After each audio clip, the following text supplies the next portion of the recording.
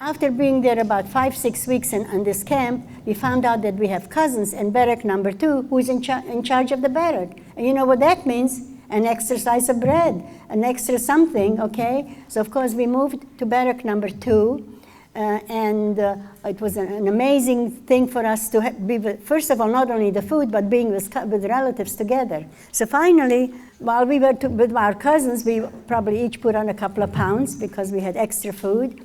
And then they came to our barrack, I think must have been the 4th month that we were there, and they need 300 women to go to Freudenthal in Germany to a factory to work. So I said to my sisters, you go out and get selected, and I'll see how I can steal myself into this transport. I know they would never select me to go in it, okay? So my 2 sisters were selected, and then as I'm in the barrack, trying to see how I can, and we had the door in the back of the barrack, and somebody was guarding the door. So I was waiting to see who is going out through that back door. Maybe if I see somebody that maybe knows me a little bit, I can go out with her. So it took me a while, but then I saw one lady, she's going out, and I think I may have known her, but I wasn't sure, okay? So she lets her out. She goes to the back, and then I quickly chase to the back door, and she says, where are you going? She says, you're supposed to go through the front to get selected to factory to work. I said, my mother just walked out, I want to go with her. How this came to my brain to say such a thing, it was a big lie. And she let me out. My sisters held a place for me in line. This is how I got out of Auschwitz-Birkenau.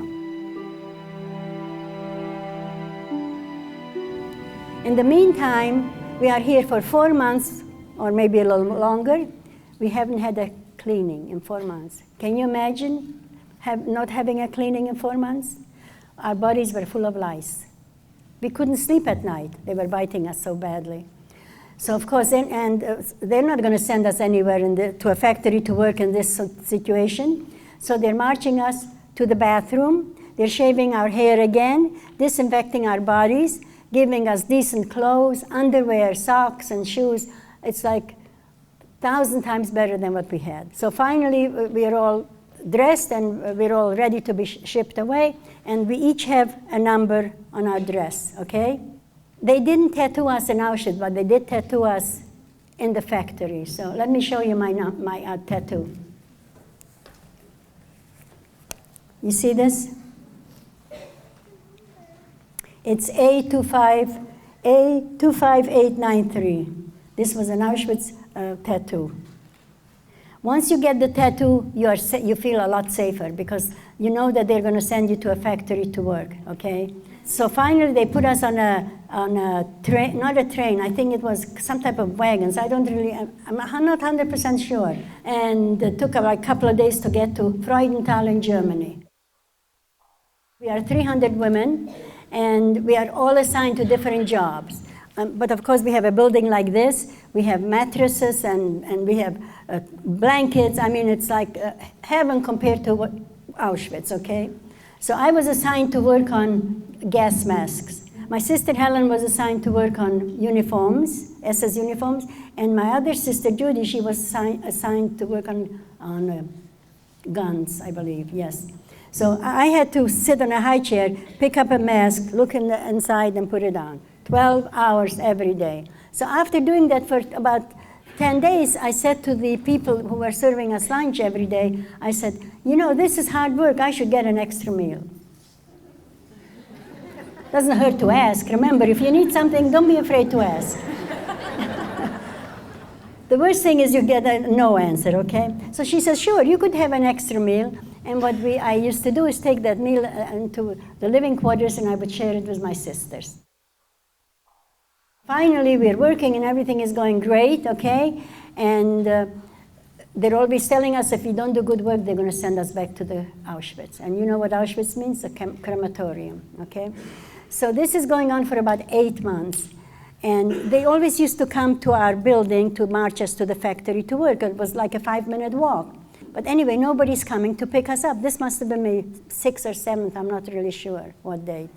So we're waiting and waiting, and finally I said to my sisters and all the other ladies, I probably was the youngest girl over there, and I had more guts than anybody else over there too. I said, I'm going out, I want to see what's going on, okay?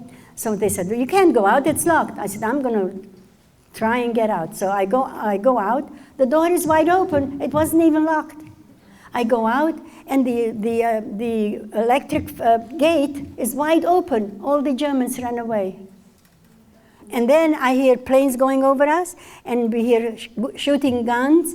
The Russian soldiers were coming through the cornfields, through the back of the building. We were wearing regular clothes, we were not wearing uniforms, so I figured if I go in front of the Russians in a regular dress, they would think I'm a German woman, they would probably kill me, okay? Because the Russians were very easy with their guns, okay? So I tore a piece of my dress off, and I found a stick, and I put that piece of material from the dress on the stick, and I went like this in front of the Russians in back of our building. I went there, and they liberated us. They hugged me and kissed me, and I told them we have 300 women here. The Russians were very good to us, let me tell you. So the Russian soldiers came, and one of them asked me, do you want to go to town? I said, sure, I could use an extra dress, an extra pair of shoes or whatever, you know. So we go into town, and I said, can I bring a friend with me? Because I was afraid to go by myself with him. And I think that day, I was reborn. There's something happened in my body, like something went through my body. I couldn't believe that I was free. I can do what I want. Finally, the end of the war. It was an amazing feeling in my system. I don't know how it happened.